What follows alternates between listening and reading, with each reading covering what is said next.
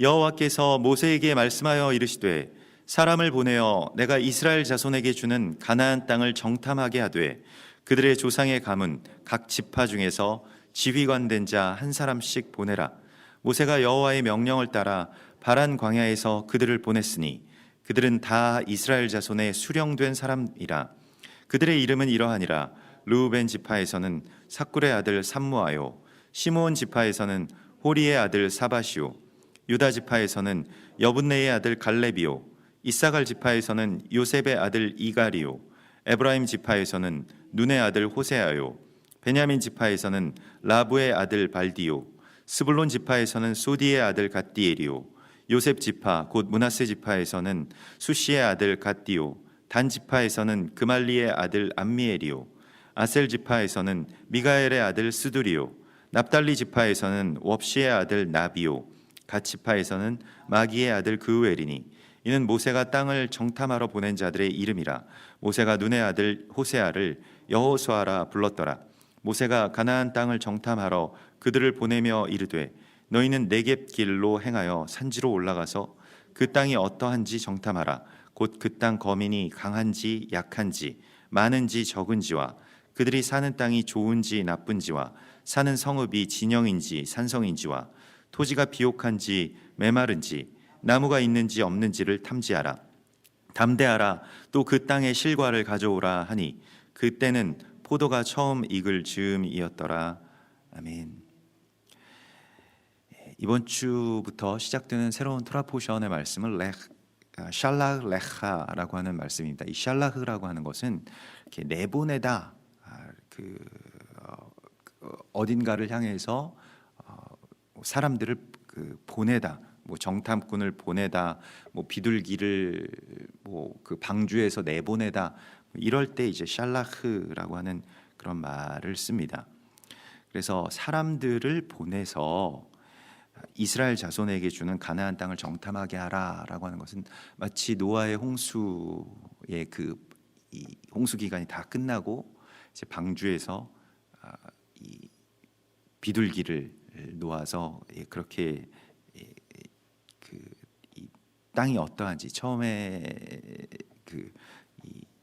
그곳으로 나아갈 수 있는지 없는지를 보는 것과 같은 그러한 이야기인데요. 사실 정탐꾼을 보낸다라고 하는 것이 이스라엘 백성들에게는 중요한 이야기이고, 광야에서 가나안 땅에 들어가게 되는 것, 또 어떤 전쟁 가운데서 사실 가장 중요한 일이라고 할 수가 있겠죠.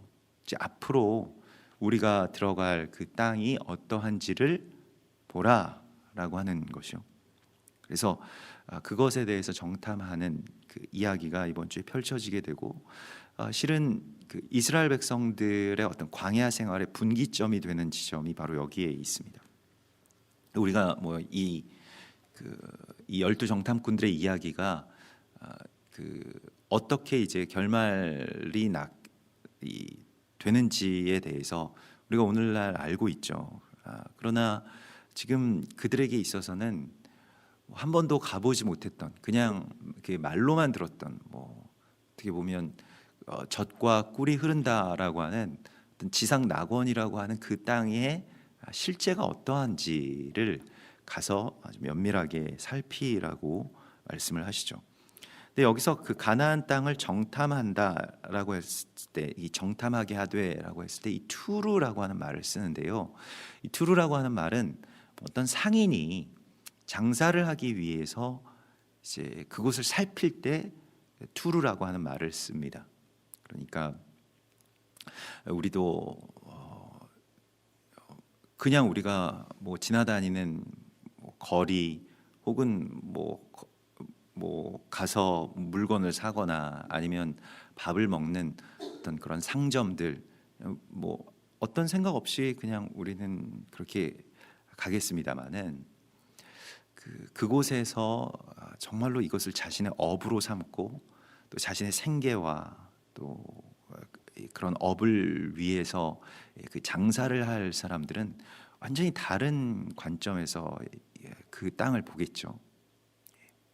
예전에 그러한 이 상권을 개발하시는 어떤 한 사업가 한 분과 이렇게 얘기를 한 적이 있는데 정말로 땅을 완전히 다른 개념으로 이렇게 보시더라고요. 그래서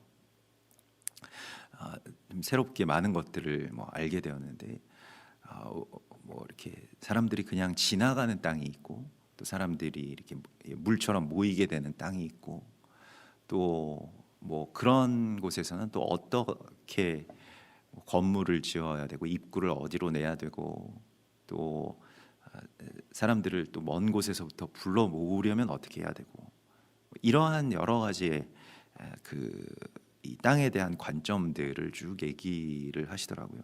그분들은 이제 그것을 연구하시는 분들이니까 이제 그런 것에 대해서 굉장히 아주 새로운 관점들을 갖고 있는데 우리가 이 땅을 바라본다라고 하는 데에서 하나님께서 들어가라고 하시는 그 땅에 대해서 내가 사모하는 마음으로 살피는 것, 그러니까 정말 집중해서 그 땅을 바라보고 그 땅을 살피고 그 땅이 어떠한지를 보는 것은 거기에서부터 사실은 그 사모하는 마음, 그러니까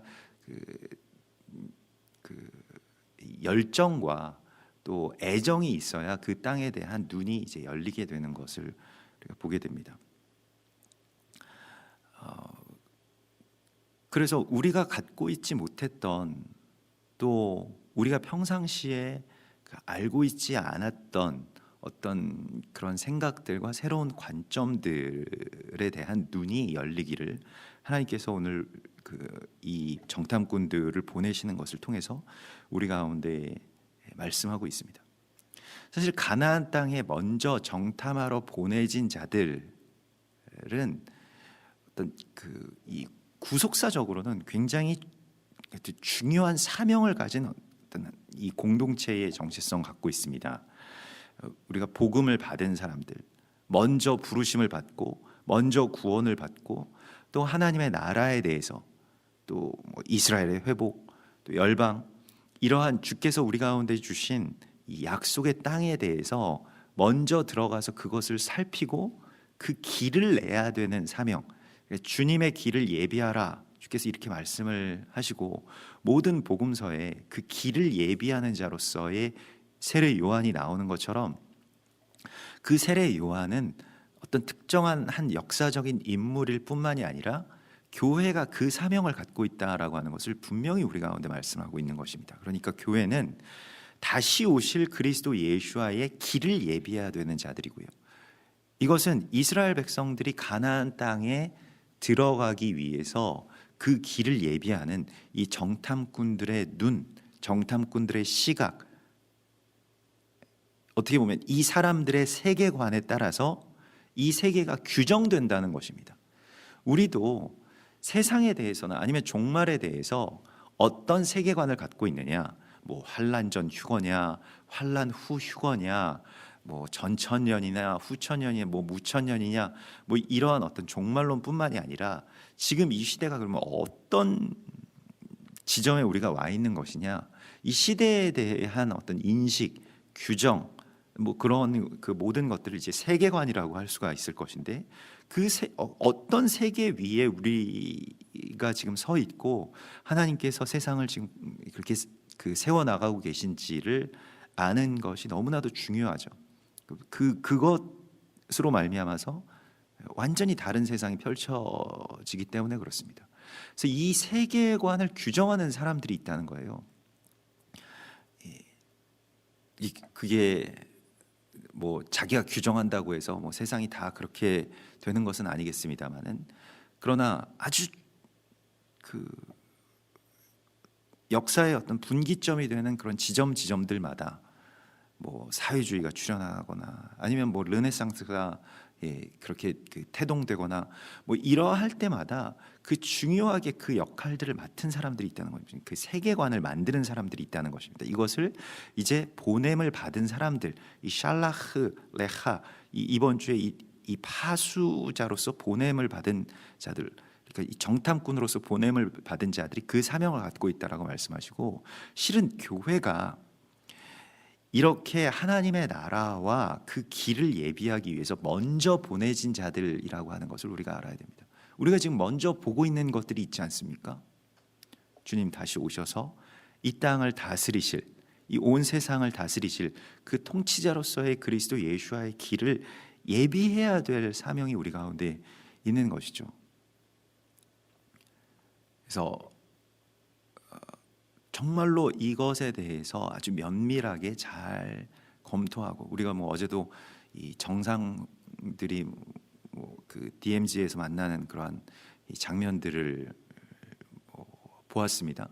근데 뭐 갑작스럽게 이루어졌다라고 합니다만은 그래도 그러한 뭐 이 각국의 이 정상들이 이렇게 뭐 그러한 곳에서 만나기 위해서는 먼저 가서 그것을 준비하고, 또 어디서부터 어디로 걸을까, 또 그러면 그 걷는 곳에는 어떤 준비를 해야 될까, 이런 여러 가지의 것들을 또 예비하는 사람들이 있었을 겁니다.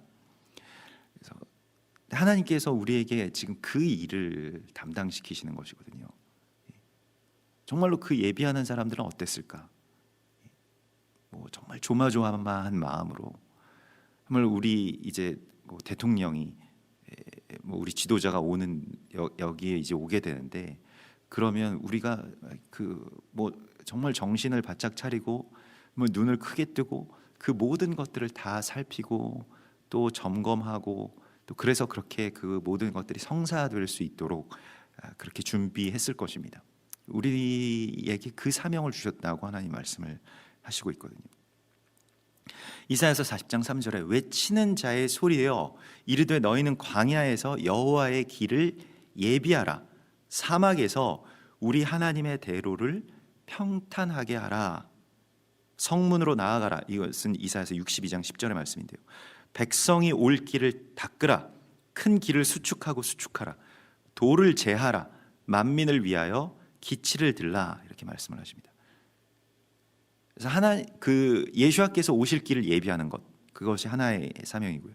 또한 백성들이 들어갈 수 있는 길을 수축하는 것, 그것은 도를 제하는 것이라고 말씀을 하고 있습니다. 그래서 이 독일의 한 수녀회에서 계속 오랫동안 이렇게 기도하다가 우리가 이스라엘에 대해서 한 범죄가 그냥 뭐 정치적인 어떤 뭐 히틀러의 어떤 그런 그 실수에만 초점을 맞춰 왔는데, 이것이 그 교회의 이 사생아였음을 그들이 깨닫게 되었습니다. 그래서 그 회개하고 또 이스라엘로 가서 그들에게 유대인들에게 용서를 구하고 또 회개하고 계속 눈물로써 그것이 사실은 독일이라고 하는 나라가 아직까지도 신학을 대표하고 또 이 개신교를, 이 신교를 대표하는 그러한 나라입니다. 로마가 뭐 구교를 대표한, 가톨릭을 대표하는 나라라고 한다면 독일이 그렇죠. 아직도 뭐 한국 신학계도 이 독일 신학의 어떤 그런 전통 위에 설교나 또 이 복음 전파가 이렇게 이루어지고 있는 것을 보게 되는데, 근데 그 신학에서 무엇이 잘못되었는가라고 하는 것을 이제 성령 안에서 그들이 깨닫게 된 것이죠. 주의 길을 예비한다라고 하는 것은 무언가 뭐 주님께서 우리에게 어떤 실무적인 일들을 뭐 맡겨주실 수도 있겠습니다만, 실은 그거 이전에 주님이 오실 길을 예비한다라고 하는 것이 무엇인지를 우리 가운데 말씀을 하시는데요. 먼저는 주님의 시각을 회복하는 것이고요. 주님의 눈으로 땅을 바라보고 주님의 마음으로 그 길을 이제 예비하는 것을 말하죠. 그래서 그 독일의 한 수녀회에서 쓴 그 책 제목이 이 돌을 제하라라고 하는 그런 제목이었습니다. 우리 마음에 있는 그런 돌들, 우리 마음의 길에 놓여져 있었던 그 증오의 돌들, 또 이 원망과 또 연민의 어떤 그런 돌들을 제하기 위해서 기도하고 또 회개하고 눈물 흘리면서 그 돌을 제할 때 주님께서 이 땅 가운데 다시 오실 것이다라고 하는 그러한 소망의 이 메시지가 주님께서 우리 가운데 주신 사명입니다. 돌을 제하는 것이죠. 그것이 길을 예비하는 것입니다. 그래서 뭐 돌을 제거한다라고 하는 것은 우리 안에 있는 어떤 미움, 또 우리 안에 있는 어떤 혐의, 뭐 그러한 돌덩어리들이 놓여져 있죠. 그래서 그것을 치워버리는 것, 이것은 뭐 쉬운 일은 아닐 것입니다. 전에 어떤 뭐 기도원에 재작년인가 한번 이렇게 기도하러 갔는데 꽤 큰 기도원이었는데 들어가는 이 마을 그러니까 입구에 이제 한 마을이 뭐 조그만 마을이 하나 있는데 산골에. 근데 그 마을 사람들이 큰 돌을 거기다가 이 코너를 돌아가야 되는 그 길에 큰 돌을 이렇게 갖다가 놓아가지고 차가 들어가려면 몇 번을 이렇게 왔다 갔다 해서 이제 들어갈 수밖에 없었습니다. 그래서 그 기도원 가서 이제 뭐 물어봤더니 그 마을에 어떤 한 분이 계속 그 돌을 이렇게 갖다 놓는다는 거예요. 그래서 그 돌 좀 치워달라고 해도 자기 땅에 자기가 돌 놓겠다는데 내가 보기에 좋아서 놓는다 뭐 이러면서 심술을 부린다는 겁니다. 그래서 왜 이렇게 심술을 부립니까? 그랬더니 다 돈을 요구하는 것이죠. 뭐 그래서 근데 그냥 돈을 안 주고 그냥 그렇게 이제 뭐 버티고 있다는 거예요. 그래서 참 이게 그 길에다 이렇게 돌을 놓는 사람도 있구나 이런 걸 보았는데 그 돌을 이제 치우라고 하나님께서 우리 가운데 말씀하시고 주님의 오실 길을 그 대로를 수축하는 것이요, 길을 넓히는 것이요. 그것은 우리의 마음에 있는 어떤 그런 탐욕에서 기인한 미움이나 혹은 어떤 투기, 그런 다툼 이러한 것들을 이제 치우고 우리가 서로 사랑하는 것으로 또 한세 사람을 이루는 것으로 주의 길을 예비하는 것이라고 주님께서는 말씀을 하시고 있습니다. 그래서 마지막 때가 가까움을 볼수록 더욱 뜨겁게 서로 사랑하라라고 하시는 말씀이 다 길을 예비하는 것이죠. 그래서 백성의 지휘관들을 들어 올려진 자들, 이 네스임들이죠. 그래서 우리가 지난번에 그 낫소 토라 포션 본문에서 보았던 그 들어 올려진 자들, 이것은 이렇게 어떤 땅에서부터 이 뽑아 올리다, 어떤 그 뿌리째로 뽑아 올리다라고 하는 그런 뜻입니다. 이렇게 땅에 이 완전히 뿌리를 내리고 그냥 땅에서 살아가고 있던 그 사람을 주님께서 들어 올리셔서 주님의 시각을 부여하시거든요. 그것이 지휘관이라고 표현이 되어 있는데 사실은 주님께서 택하신 자라고 하는, 뭐 주님께서 들어 올리신 자라고 하는 그런 표현이 조금 더 어울리지 않을까 싶습니다.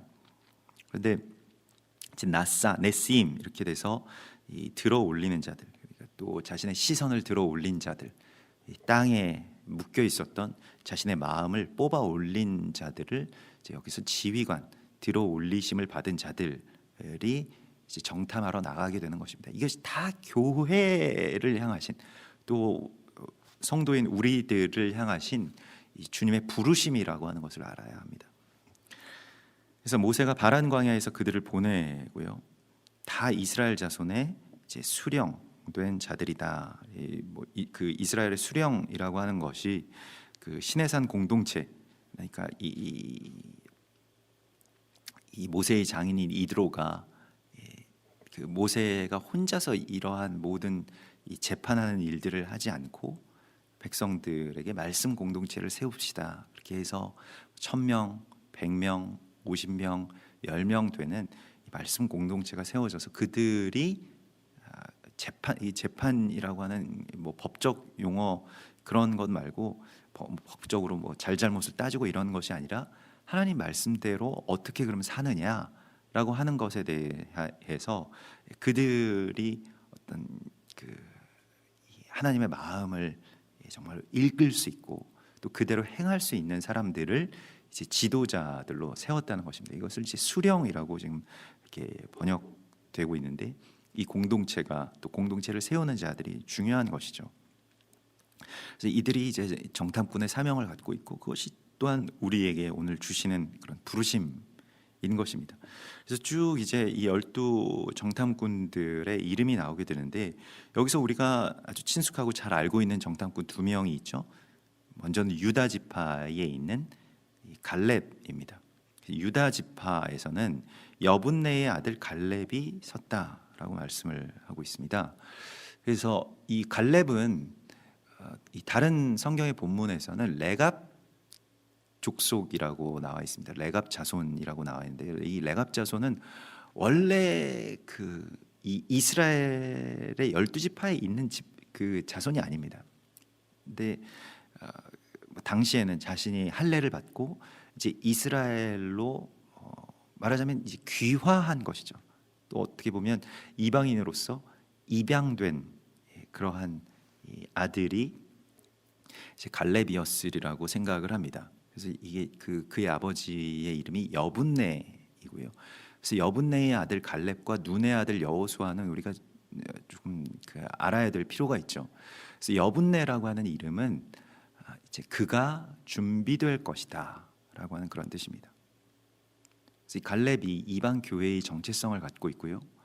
또 갈렙의 어떤 충성됨, 이 산지를 내게 주소서라고 그렇게 그 노년에 부르짖었던 그 갈렙의 어떤 그 기계와 어떤 그 힘을 우리가 보게 되는데, 갈렙이라고 하는 이름 자체가 먼저는 이제 아주 힘이 세다라고 하는 그런 뜻을 갖고 있습니다.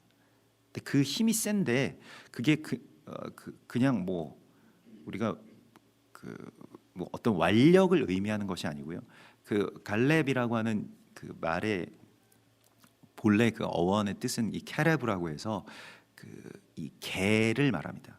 개는 우리가 성경에서도 좀 비천하고 때로는 뭐 저주스러운 어떤 그런 짐승으로 그렇게 상징될 때도 있습니다만은, 개가 이제 충성하는 것, 또 개가 이제 힘이 세게 뭘 해야 되냐면 힘을 다해서 무엇을 하라고 말씀하시면 짖는 것을 말하고 있습니다. 이사야서 56장에 이스라엘의 파수꾼들에 대해서 하나님이 노하실 때가 있었어요. 이스라엘의 파수꾼이 세워져 있고, 이 파수꾼들은 기도하고 먼저 말씀을 받고 성령께서 먼저 부르시고 세워 놓으신 선지자들 혹은 지도자들, 백성의 수령된 자들, 뭐 리더들, 뭐 학자들, 이런 사람들이었습니다. 서기관들. 근데 그런 사람들이 무엇을 했냐? 이스라엘의 파수꾼들은 맹인이요 다 무지하며 벙어리 개들이라 이렇게 표현하고 있습니다. 짖지 못하며 다 누워서 꿈꾸는 사람들이요, 누워 자는 자들이요, 잠자기를 좋아하는 자들이니.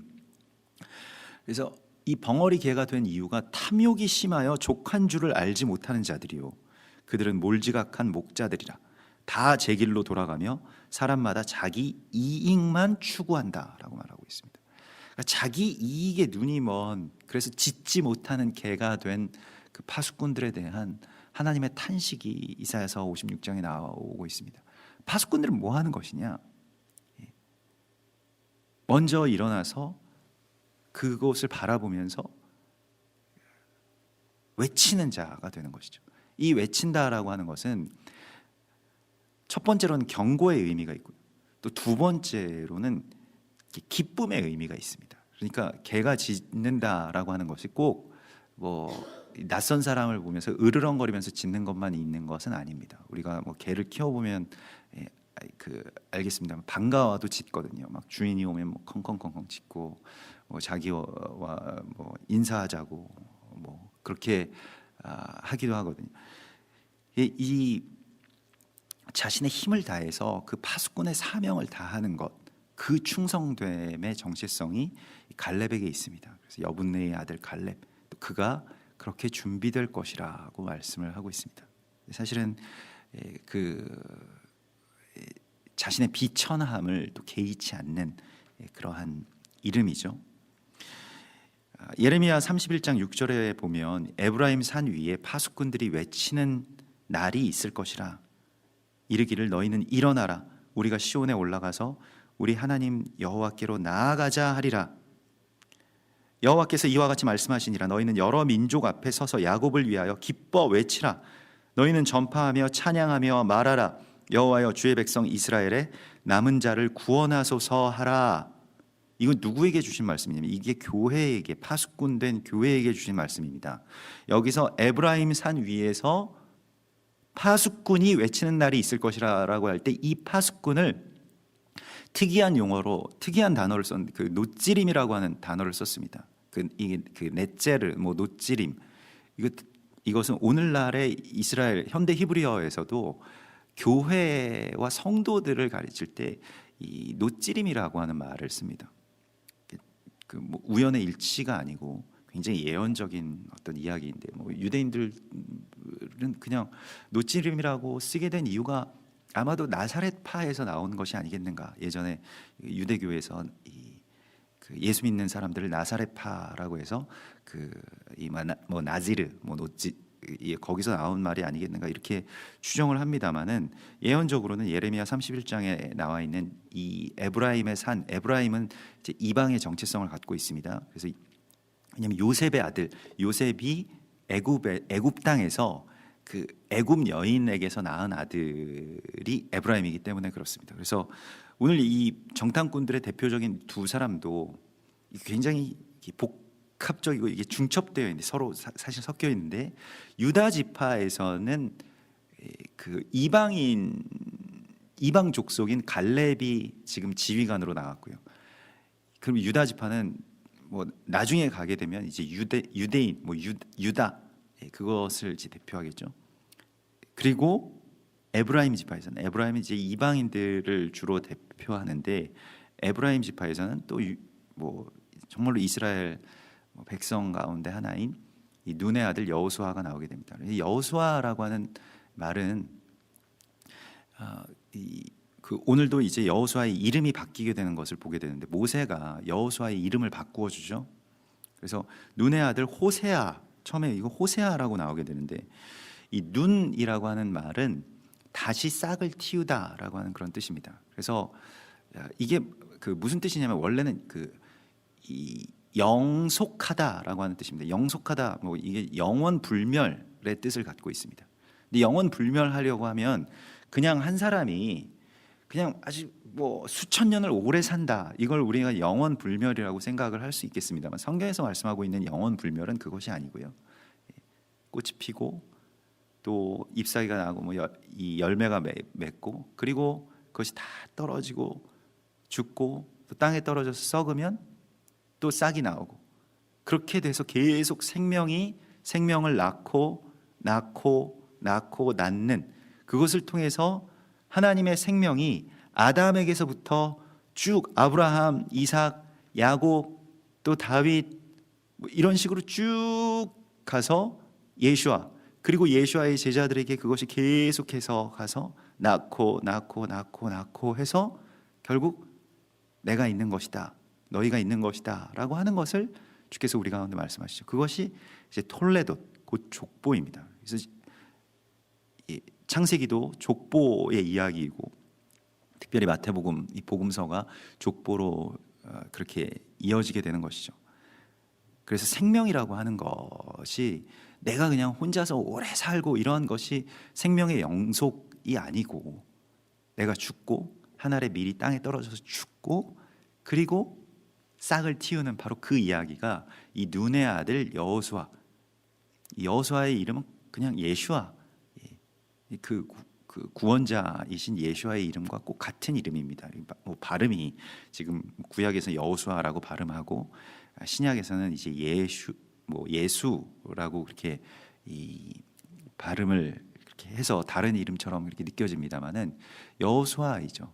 그 예수와의 이름이죠. 근데 좀 우리가 혼돈스러울 수 있기 때문에 그냥 구약의 인물을 여호수아라고 하고, 신약에 오신 메시아를 이제 뭐 예수라고 그렇게 하는데, 우리가 뭐 우리 교회에서 이제 예슈아라고 이렇게 뭐 또 발음을 하는 이유가 뭐 그게 꼭 무슨 뭐 히브리적인 것을 뭐 추구하기 위해서 그러한 것이 아니고, 사실은 이 유대인 랍비들이 이 여호수아라고 하는 이름은 여호와께서 구원이시다, 사실은 좀 더 깊은 의미가 있는 것이, 이 호세아라고 하는 이름이 구원자라고 하는 뜻이잖아요. 그런데 호세아 앞에 이 여라고 하는 말을 붙였다는 겁니다. 그래서 여호와께서 구원자이시다, 뭐 이렇게 이제 이 번역상으로는 그렇게 추정을 합니다만은, 근데 이 예호슈아라고 하는 것은, 그러니까 예호바 뭐 호세아 이렇게 되는 그 두 단어의 합성어일 것이다 이렇게 말합니다만은 그 우리가 알고 있는 것은 그 예수아께서 구원자이시다라고 하는 것을 이제 선포하고 있는 그러한 말이죠. 그런데 사실 유대인 랍비들이 이 예수아라고 하는 이름을 이렇게 바꾸어서 그 앞에 어떤 그 철자들을 따서 좀 그런 일들을 이제 그 특별히 그 랍비들이 하는 뭐 그게 뭐 말 그대로 약간 말장난 같은 것인데, 그래서 그 앞 글자를 따서 어떤 저주의 그 주문을 만든 게 있습니다. 그게 뭐냐면 그가 그 생명책에서 지워질 것이다라고 하는 그 저주의 이름 앞 글자를 따서 발음을 해서 이제 예수라고 이렇게 그 발음한 그 비하하는 어떤 그러한 일이죠. 그러니까 누군가를 뭐 어떤 지도자를 이렇게 비하해서 부르는 어떤 별칭같이 썼다는 겁니다. 그래서 예수라고 하는 말을 썼는데 그걸 그냥 그대로 받아서 그런 발음으로 뭐 가톨릭에서 이렇게 계속 가지고 가게 되는 것이죠. 근데 예수아께서 구원이시다, 우리의 구원자이신 예수아의 그 온전한 그 이름이 있으시기 때문에 그 이름이라고 하는 것은 언약이고 사실은 굉장히 중요한 것이고, 우리도 뭐 이름 한 글자만 잘못 불려도 당장 뭐 고쳐서 말하고 또 고치는 것이 당연하죠. 근데 뭐 다 그게 그거 아니겠는가 뭐 이런 생각을 우리가 합니다만은 또 좀 다른 것입니다. 그래서 예수아라고 하는 이름, 주께서 우리 가운데 주신 그 온전한 이름을 쓰는 것이 뭐 맞겠죠. 근데 뭐 거기에 또 너무 뭐 민감하게 반응할 필요는 없다고 생각이 됩니다만은 아무튼 오늘 눈의 아들 호세아가 이제 여호수아가 되고 이 정탐꾼이 굉장히 중요한 정탐꾼의 역할을 하는 것을 우리가 보게 되고요. 나중에 이제 이 정탐하러 보낸 자들의 이름이 이렇게 쭉 나오게 되고, 그리고 이 정탐하러 보낸 자들의 이름을 16절에 모세가 눈의 아들 호세아를 여호수아라고 불렀더라 이렇게 말을 하고 있습니다. 그러니까 그냥 구원이라고 하는 것은 굉장히 흩어져 있는 어떤 개념이죠. 그러니까 우리가 땅에서 길을 찾는다라고 하는 것은 꼭 이런 과정일 겁니다. 무언가 어떤 전체적으로는 이제 좋은데 구체적으로 이제 어떤 땅과 어떤 루트를 찾아서 그것을 가야 되는가라고 하는 것은 굉장히 실체적인 일이죠. 말씀이라고 하는 것은 다 좋은 것이고 그냥 뭐 좋은 교훈이고 뭐 삶에 있어서 뭐 양식이 되고 그렇겠지만, 말씀의 어떤 실체를 살아간다라고 하는 것을 통해서 이제 길을 내는 것과 마찬가지로 구원의 실체를 알게 되는 것. 그러니까 구원이라고 하는 것은 이제 호세아라고 하는 이름에서 나왔습니다만, 그럼 구원이 뭐냐? 구원의 실체를 발견하는 것이 뭐? 그게 곧 예수아가, 그가 곧 길이고 그를 통해서 구원으로 갈 수 있다라고 하는 것을 알게 되는 것. 이게 호세아가 예호수아가 되는 바로 그 이야기입니다. 여호와께서, 예수아께서 구원이시다. 구원의 실체를 깨닫는 것이 정탐이고요. 그것을 발견하고 또한 그것을 선포하는 것이 땅의 정탐의 사명이라는 것입니다. 그래서 그걸 우리는 찾는 거예요. 구원의 실체라고 하는 거죠. 예수께서 다시 오실 길에 그 실체가 무엇이냐, 그걸 우리가 어떻게 예비하고 어떻게 우리의 마음의 돌을 제거하고 서로 미워하고 다투고 했던 것들을 이제 다시 다 치워서 주님 오실 길을 예비할 것인가 라고 하는 것에 대한 사명이 우리 가운데 있다는 것입니다. 그래서 그 땅이 어떠한지 정탐하라. 곧 그 땅 거민이 강한지 약한지 많은지 적은지 좋은지 나쁜지 이런 것들을 다 정탐하라고 그렇게 명령을 받는데, 아까 우리가 정탐하기 위해서 샬라흐 레하 해서 이제 보냈다, 그곳을 향해서 보냈다라고 할 때는 투르라고 하는 말을 썼다고 우리가 아까 나누었습니다. 이게 사실은 어떤 소망을 품고 다니긴 다니는데 뭐 어떤 정확한 목적지가 있는 게 아니라 두루 이렇게 다녀보는 거예요. 그러니까 그 정탐을 할 때 그냥 한 곳을, 나는 한 곳만 봐, 그래서 그냥 가서 한 곳만 보고 오면 그게 제대로 된 정탐이 아닐 겁니다. 다 보고 다 살펴보는 것이 이제 투르이고요. 또 여기서는 그 땅이 어떠한지 정탐하라 할 때 오늘 18절에서는 라아라고 해서 그 땅을 보라. 그 땅을 좀 면밀하게 주의 눈으로 보라라고 그렇게 말씀을 하고 있습니다. 그래서 어떻게 볼 거냐라고 하는 것에 대해서요. 그래서 그 땅을 향해서 보라라고 하는 이 라아, 그 땅을 보라라고 하는 사명이 오늘 우리 가운데 있습니다. 그래서 우리에게 약속의 땅을 향해서 나아가서 먼저 보라라고 하는 어떤 그런 사명을 주셨습니다. 그래서 그곳에 대해서 우리가 어떻게 볼 것인가? 혹시 나의 어떤 왜곡된 시각으로 또 나의 두려움 때문에 그 땅을 보는 그런 어떤 시각이 그렇게 어그러지지 않도록 주님 앞에 우리가 그렇게 구하고, 그래서 오늘 주께서 우리 가운데 명령하시는 것처럼 담대하라라고 명령하시죠. 20절의 말씀에서 그 땅을 탐지하라, 담대하라, 그 땅에 실과를 가져오라. 이것이 지금 이 마지막 때를 예비하고 또 원유맨을 살면서 그리스도 예수와의 다시 올 길을 준비하고 있는 이 교회의 사명입니다. 담대하게 그 땅을 바라보며 또 그 땅의 나무 열매를 가져와서 전파해야 될 이 귀한 사명, 그것을 주께서 우리 가운데 맡겨주셨습니다. 같이 기도하겠습니다. 하늘에 계신 우리 아버지시여, 이름이 거룩히 여김을 받으시오며 나라의 임하옵시며 뜻이 하늘에서 이룬 것 같이 땅에서도 이루어지이다. 오늘날 우리에게 일용할 양식을 주옵시고 우리가 우리에게 죄 지은 자를 사하여 준 것 같이 우리 죄를 사하여 주옵시고 우리를 시험에 들게 하지 마옵시고 다만 악에서 구하옵소서. 대개 나라와 권세와 영광이 아버지께 영원히 있사옵나이다.